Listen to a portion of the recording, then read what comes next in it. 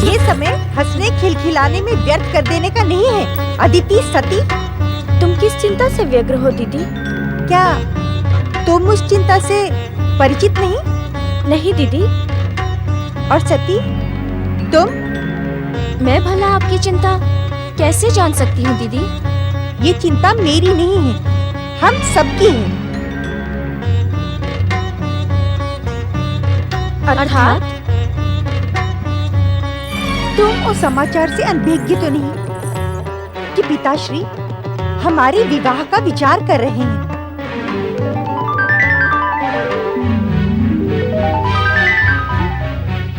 भीरी स्त्रियों की भांति लज्जा करने की आवश्यकता नहीं है। हमें अपने भावी पतियों का निर्णय स्वयं करना होगा।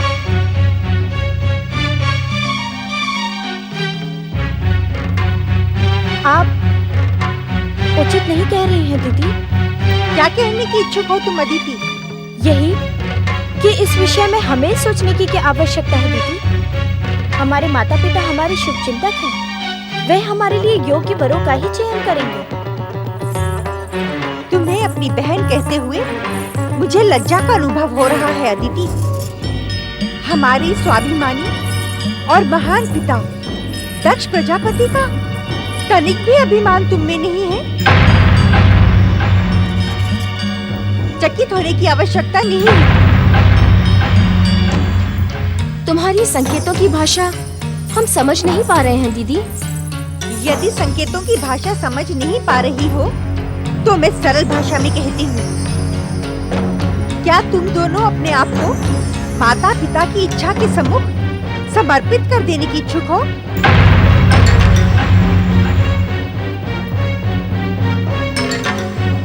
परंपरा तो ऐसी ही है दीदी। परंपरा? हम दक्ष प्रजापति की पुत्रियां हैं। ये पृथ्वीलोक हमारी संपत्ति है। सामाजिक परंपराएं हमें निर्णय लेने के लिए बाध्य नहीं कर सकती। किंतु क्या भविष्य तुम्हारे निर्णय को अनुचित नहीं कहेगा? भविष्य से भयभीत होकर स्थिति अपना सौभाग्य बदल नहीं सकती, अपितु अपने निर्णय से भविष्य को अपनी प्रशंसा करने के लिए विवश कर देगी। जानती हो क्यों? क्यों दीदी? क्योंकि दीदी को अपने लिए असाधारण महापुरुष पति की अभिलाषा है, जिसका निर्णय वह स्वयं करेगी। स्वयं।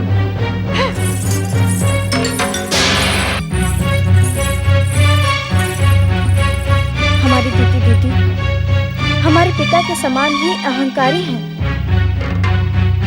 उन्हें अपना कठोर स्वभाव बदलना ही होगा। स्वभाव तो परिस्थितियों के कारण जन्म लेते हैं दीदी। दीदी हम सब बहनों में ज्येष्ठ हैं। उनके जन्म के समय हमारी पिताश्री में अहंकार और प्रतिशोध की भावना अत्यधिक थी।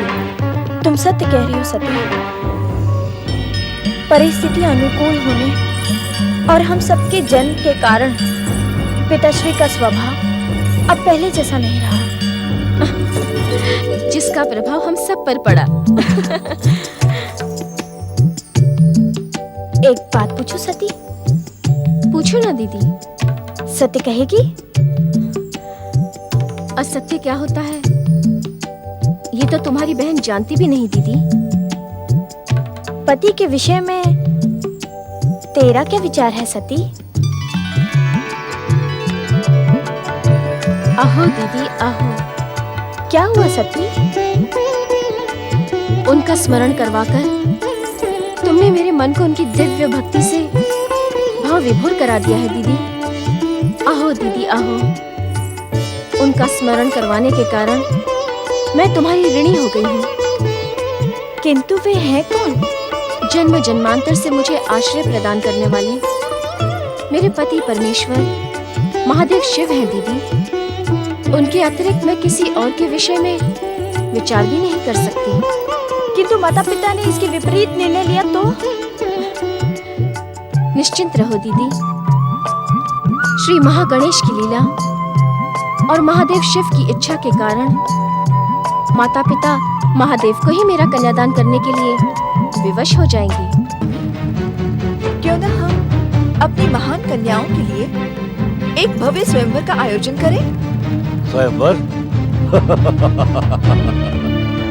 हाँ स्वामी, स्वयंवर तो मानव जाति की परंपराओं के अनुकूल है। महारानी, हम मानव जाति की परंपराओं का अनुसरण नहीं करेंगे। हम अपनी परंपरा स्वयं निर्मित करते हैं। संभवतः आप स्वयंवर का अर्थ नहीं जानती। स्वयंवर का अर्थ? हाँ, स्वयंवर का अर्थ होता है कि पति चुनने का निर्णय कन्या को सौंप दिया जाए। इसमें अनुचित क्या है स्वामी? जिसे जीवन व्यतीत करना है, ये अधिकार उसी को मिलना उचित है। अधिकार? तो क्या हम अपने अधिकार से वंचित हो जाएं? अर्थात? महारानी, हम अपनी कन्याओं के भविष्य का निर्माण स्वयं करेंगे। महारानी, हम भली भांति जानते हैं कि हमारी पुत्रियों की योग्य कौन कौन है। महारानी वीरनी, हम दक्ष प्रजापति घोषणा करते हैं कि अपनी पुत्रियों के भविष्य का निर्णय हम करेंगे, केवल हम।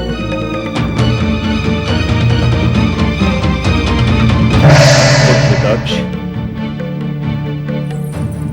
रामदेव, आप इस समय यहाँ? पुत्र, तुम्हें चिंता मुक्त करने के उद्देश्य से ही मैं यहाँ प्रकट हुआ हूँ। चिंता? दक्ष प्रजापति को चिंता? इस पृथ्वीलोक के एकमात्र प्रजापति दक्ष प्रजापति को चिंता? रामदेव, जिस दिन चिंता को अपने अस्तित्व से मोह समाप्त हो जाएगा, उस दिन वो दक्ष प्रजापति की ओर आंख उठाकर देखने का भी तो साहस करेगी। स्वामी, परम पिता ब्रह्मा जी परम आदरणीय हैं। वे किस उद्देश्य से यहाँ पधारे हैं, आप सुन तो ले। हम भली भांति जानते हैं कि कौन कितना आदरणीय है। किस उद्देश्य से आए हैं आप यहाँ? पुत्र दक्ष, तुम्हारी पुत्री और हमारी पौत्री प्रिय सती का विवाह महादेव शिव से पूर्व निश्चित है।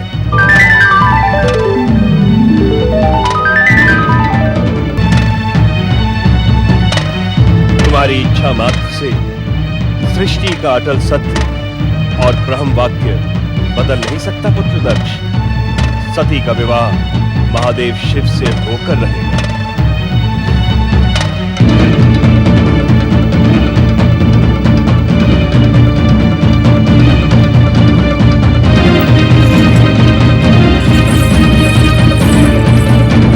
असंभव।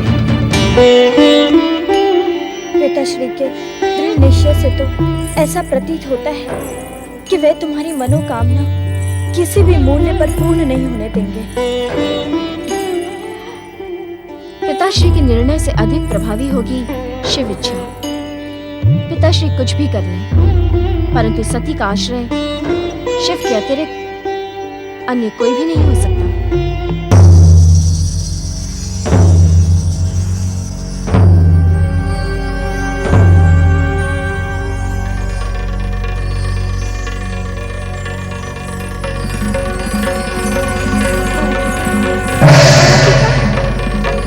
मेरी बात सुनिए परमपिता, मुझे दर्शन दे। परमपिता, मेरी बात सुनिए, मुझे दर्शन दे। परमपिता, मुझे आपसे कुछ कहना है। परमपिता, दर्शन दे।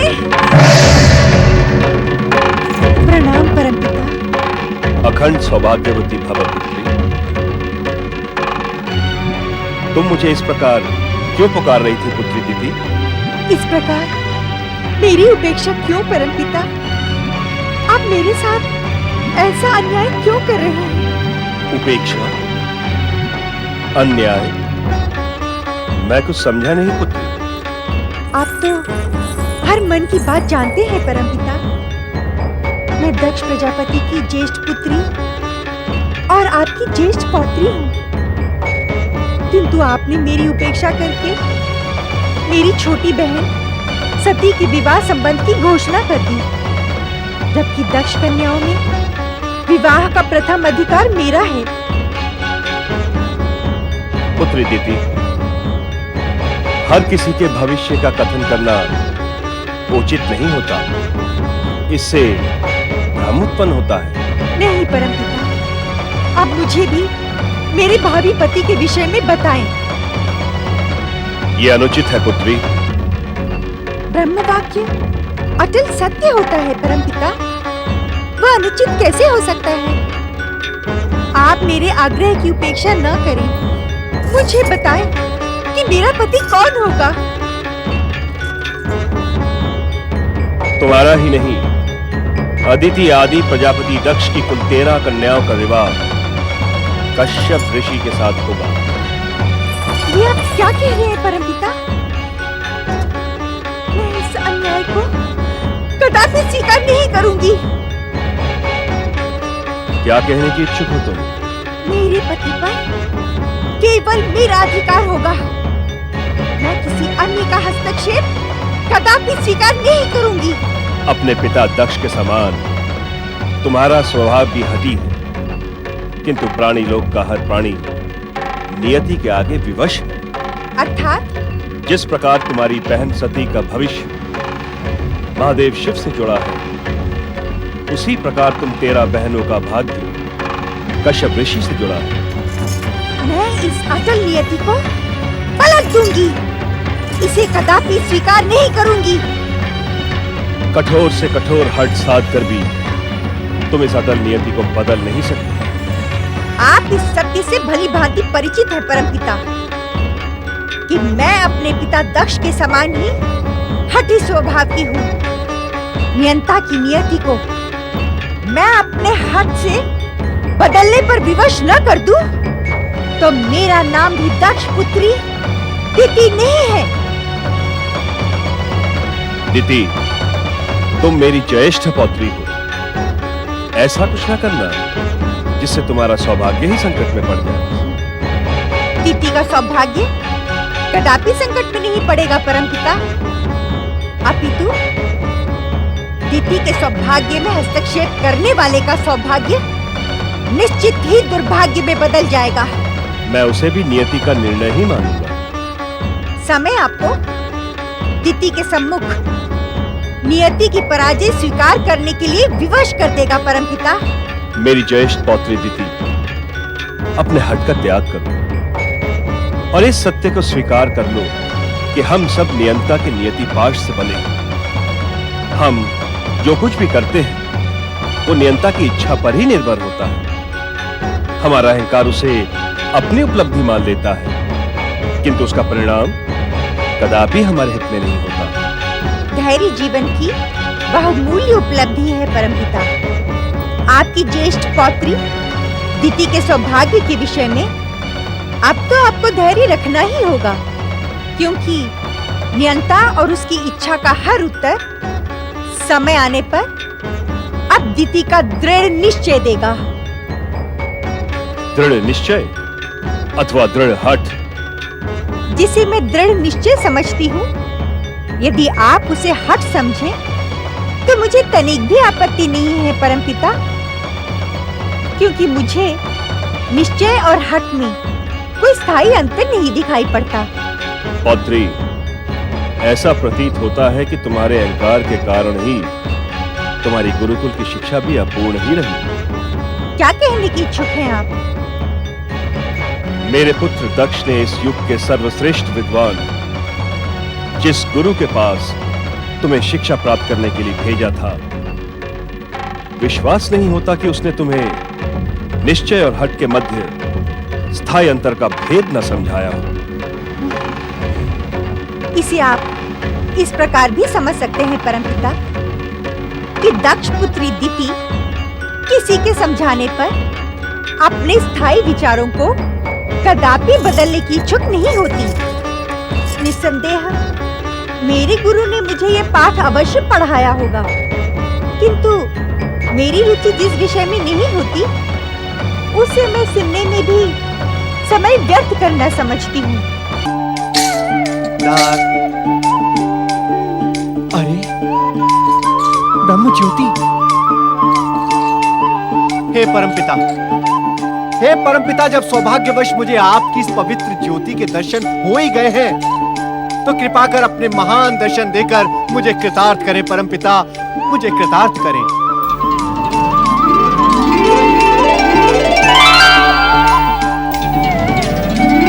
नारायण नारायण। विश्राम के समय इस प्रकार कहां भटक रहे हो नारद? परमपिता, भटकना कैसा? भक्त तो हर समय अपने भगवान को ही खोजता रहता है। नारायण नारायण। इस प्रकार क्यों नहीं कहते नारद कि तुम्हारी जिज्ञासा के बढ़ते आकार ने तुम्हारी रात्रि की निद्रा भी छीन ली है? हाँ परमपिता, ये मेरी जिज्ञासा का ही परिणाम है कि जन कल्याण में लगी मेरी भावना मुझे आप जैसी परम शक्तियों के सहज ही दर्शन करवा देती है। मैं तो अपनी जिज्ञासा को शत शत धन्यवाद ही दूंगा। नारायण नारायण। उचित है, तुम अपनी जिज्ञासा को धन्यवाद दो। मैं ब्रह्मलोक प्रस्थान करता हूं। परमपिता, जब सौभाग्य से मुझे आपके दर्शन मिल ही गए हैं, तो मेरी जिज्ञासा का शमन करते हुए मुझे इतना भी बता दें कि आप आ कहां से रहे हैं? हम प्रजापति दक्ष को परामर्श देने गए थे नारद, किंतु उसने हमारा अपमान किया। नारायण नारायण। परमपिता, अहंकार करना एवं हरेक का अपमान करना तो भैया दक्ष का स्वभाव बन गया है। इसमें आश्चर्य कैसा? परंतु इसका परिणाम शुभ नहीं होगा। अहंकारी का परिणाम शुभ हो ही नहीं सकता परमपिता। किंतु दक्ष कन्याओं का भविष्य क्या होगा परमपिता? तुम्हारी जिज्ञासा ने प्रश्न बनना आरंभ कर दिया है, तो सुनो नारद। अपनी दिव्य दृष्टि से दक्ष कन्याओं का भविष्य देखकर हम स्वयं चकित हैं। नारायण नारायण। परंतु ये समय उस भविष्य को बताने के लिए अनुचित है। केवल इतना जान लो, महादेव शिव और प्रजापति कश्यप ऋषि प्रजापति दक्ष की जामाता बनेंगे। किंतु परमपिता। अपने किंतु के लिए भविष्य की प्रतीक्षा करो नारद। परमपिता।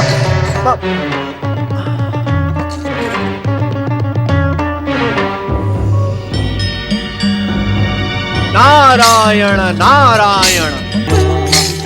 श्रीमन नारायण नारायण नारायण। ओम महागणेशाय नमः स्वाहा। ओम ऋषि कश्यप। महागणेशाय नमः स्वाहा। नारायण नारायण। प्रणाम देवर्षि। कश्यप आश्रम में पधारकर आपने हमें धन्य कर दिया है। आपका स्वागत है देवर्षि। आपने यहाँ पधारकर मेरे सौभाग्य में वृद्धि की है देवर्षि।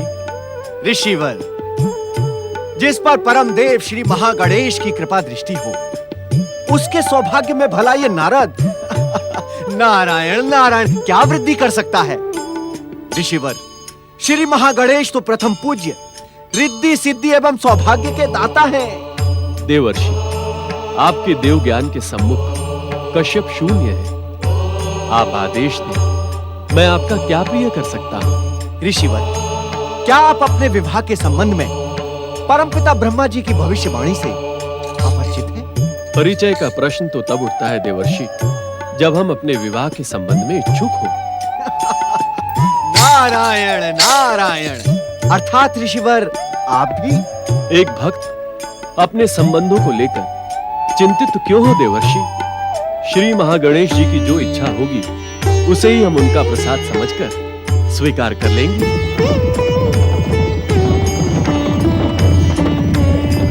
आपके विचार श्रेष्ठ है ऋषिवर। भविष्य आपके पद चिन्हों पर चलकर धन्य हो जाए। नारायण नारायण।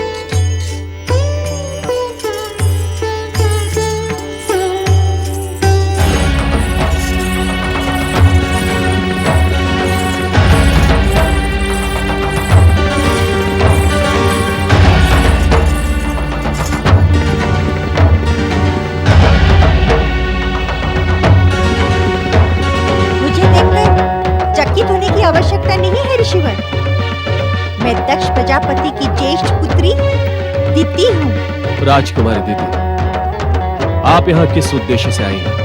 देवर्षि नारद के जाने के पश्चात भी क्या इस प्रश्न की आवश्यकता है? हाँ, क्योंकि देवर्षि नारद ने मुझे आपके विषय में कुछ भी नहीं बताया है। आश्चर्य, किंतु देवर्षि नारद का स्वभाव तो ऐसा नहीं है। ऋषिवर, परमपिता ब्रह्मा जी की भविष्यवाणी के अनुसार आप मेरे पति होंगे। इसी कारण मैं आपकी महानता की परीक्षा लेने आई हूँ। किंतु ये अनुचित है। अनुचित? क्या अनुचित है ऋषिवर? बिना माता पिता की अनुमति किसी भी कन्या को पर पुरुष के समीप जाना नीति और मर्यादा के विरुद्ध है। आपको इस बात का ज्ञान कैसे है कि मैं माता पिता की अनुमति के बिना यहाँ आई हूँ? आपके माता पिता आपको इस प्रकार यहाँ आने की अनुमति कदापि न देते। आपका नैतिक ज्ञान तो मेरे योग्य है, किंतु आपका व्यवहारिक ज्ञान? अर्थात आप इस सत्य से अनभिज्ञ तो नहीं कि मैं इस पृथ्वी के स्वामी दक्ष प्रजापति की पुत्री हूँ।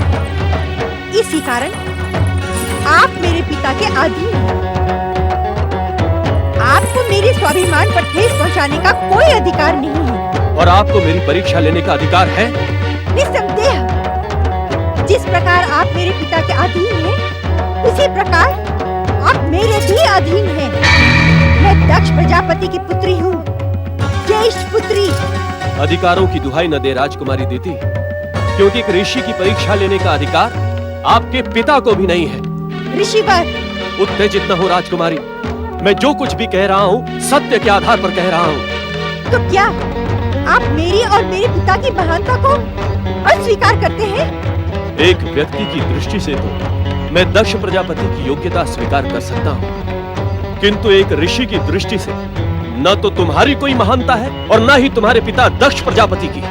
ऋषिवर, मैं आपको अपनी महानता स्वीकार करने पर विवश कर दूंगी।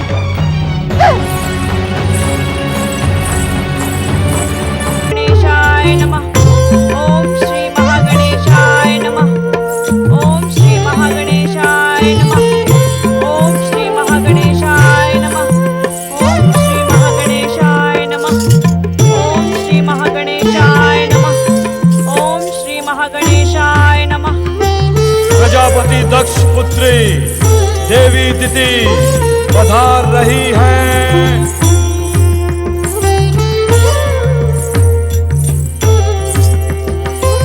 मुझे आप दोनों से कुछ कहना है। अवश्य कहो पुत्री। आपको मेरा विवाह ऋषि कश्यप प्रजापति के साथ करना होगा।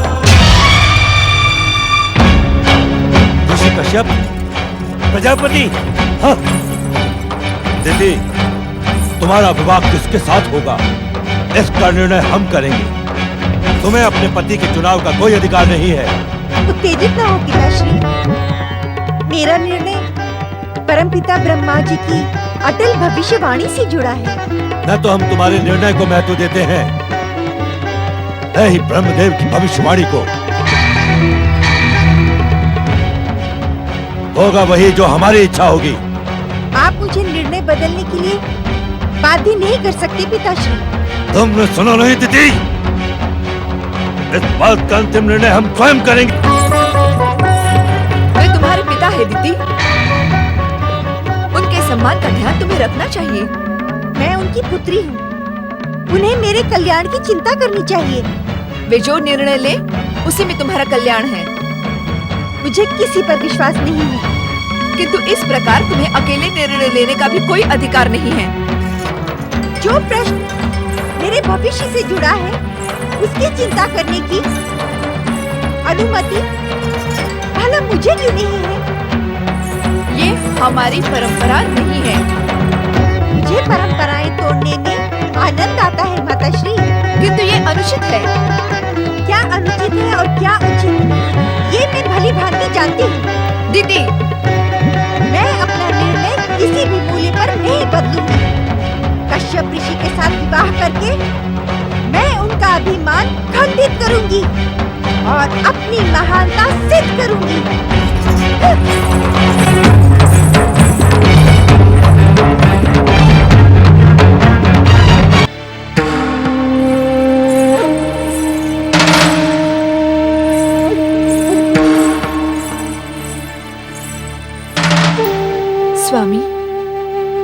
इस समय हमारे जीवन में जो घटनाएं घट रही हैं, वो हमारे भविष्य के लिए शुभ संकेत नहीं है। वीरों जैसी बातें करके प्रजापति दक्ष को उत्तेजित न करे महारानी। शुभ अशुभ, पाप पुण्य और सत्य असत्य सत्य सम्राट दक्ष प्रजापति के अनुचर हैं। हम स्वयं जिस घटना के और जिस परिणाम के इच्छुक होते हैं, वो घटना उसी प्रकार घटती है। किंतु जो सत्य है, किंतु परंतु जैसे शब्दों से पृथ्वी सम्राट दक्ष प्रजापति को घृणा है। महारानी वीरणी, पृथ्वी सम्राट दक्ष प्रजापति से बात करते समय क्या तुम इन शब्दों को नहीं अलग रख सकती? क्या तुम्हारे पिता ने तुम्हें शब्दों का उचित ज्ञान प्रदान नहीं किया? आप हर उचित अनुचित बात में मेरे आदरणीय पिताश्री को क्यों ले आते हैं? आपको ये शोभा नहीं देता स्वामी। मत भूलो महारानी, तुम इस समय पृथ्वी सम्राट प्रजापति दक्ष के सम्मुख खड़ी हो। इस पृथ्वीलोक का हर प्राणी दक्ष प्रजापति के सम्मुख तुच्छ होता है। तुम भी और तुम्हारे पिता प्रजापति वीरण भी। मैं आपकी उपेक्षा करने की इच्छुक नहीं हूँ, किंतु एक चेतावनी देने की इच्छुक अवश्य हूँ। चेतावनी? ऐसी चेतावनी महारानी? मेरे आदरणीय पिताश्री तो केवल एक कन्या के पिता हैं, किंतु आप 41 कन्याओं के पिता हैं। तनिक सोचिए, यदि आपके जामाताओं ने भी आपका इसी प्रकार अपमान करना प्रारंभ कर दिया तो? अपनी मर्यादा को लांघने का दुस्साहस न करे महारानी, अन्यथा परिणाम आपके हित में शुभ नहीं होगा। प्रजापति दक्ष के जामाता प्रजापति दक्ष का मान तो दूर, उनकी ओर आंख उठाकर देखने का भी दुस्साहस नहीं करेंगे, क्योंकि हम इस पृथ्वीलोक के एक छत्र सम्राट स्वामी दक्ष प्रजापति हैं। स्वामी, अहंकार का परिणाम कदापि शुभ नहीं होता। ऐसा प्रतीत होता है महारानी। क्या आपका दुस्साहस शीघ्र ही हमारे क्रोध का निमित्त बनेगा? नमः शिवाय।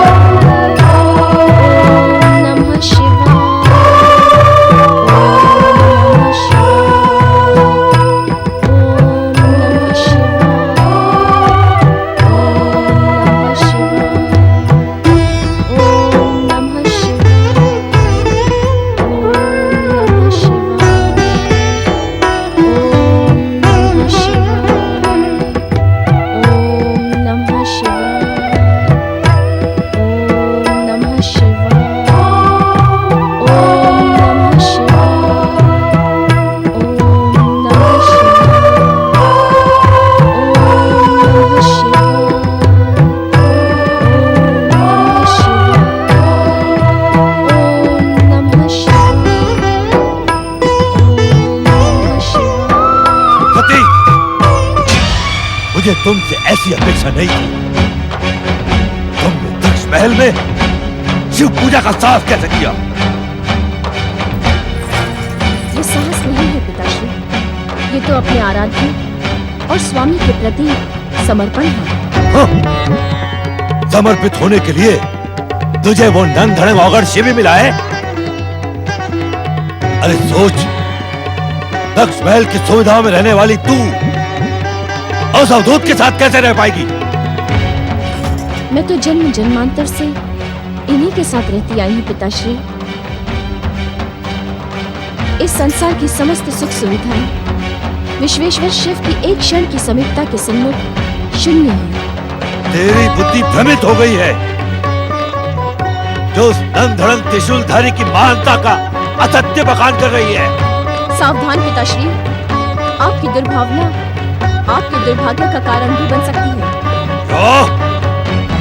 मेरी पुत्री होकर मुझे ही चेतावनी देने का दुस्साहस करती है। मैं शिवलिंग को ही उठाकर फेंक देता हूँ। शिव, तूने दक्ष प्रजापति का अपमान करने का दुस्साहस किया है। मैं प्रतिज्ञा करता हूँ कि एक दिन तेरा घोर अपमान करूंगा, घोर अपमान, और तेरा विवाह शिव से कदापि नहीं होगा। हाँ, आप समझते क्यों नहीं हैं पिताश्री? पूरे संसार में शक्ति का आश्रय एकमात्र शिव ही है।